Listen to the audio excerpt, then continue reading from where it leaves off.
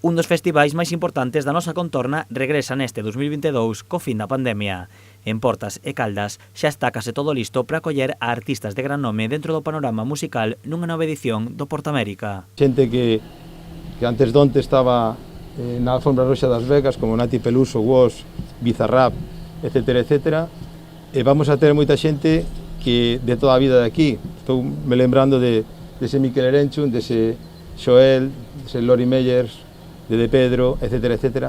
Ademais destes artistas xa consagrados, no festival tamén participarán artistas que están comezando.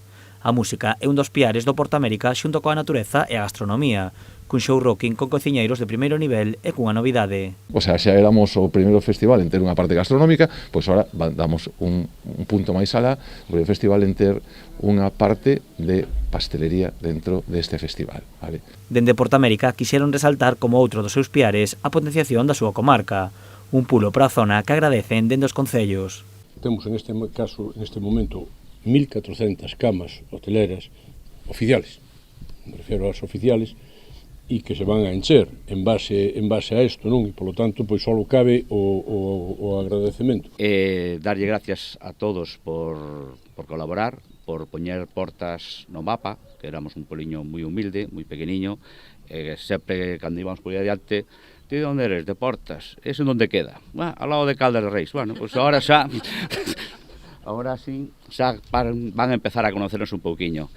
O festival conta coa colaboración de empresas privadas como Estrella Galicia e de outras administracións como a Xunta de Galicia e a Deputación de Pontevedra. La combinación de la música con gastronomía, con la parte de sostenibilidad, impacto positivo, son ejes estratégicos para Hijos de Ribera, para Estrella Galicia, de manera que es como si fuese la combinación de un evento que parece que está hecho a nuestra medida.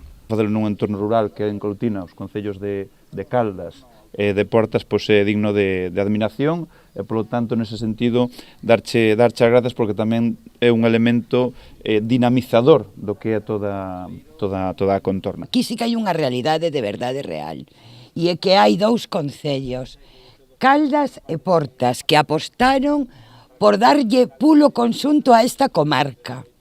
E non son palabras, son feitos. As entradas están a punto de esgotarse, xa que os que as mercaron no 2020 puideron mantelas. O festival celebrarase do 2 ao 4 de xuño.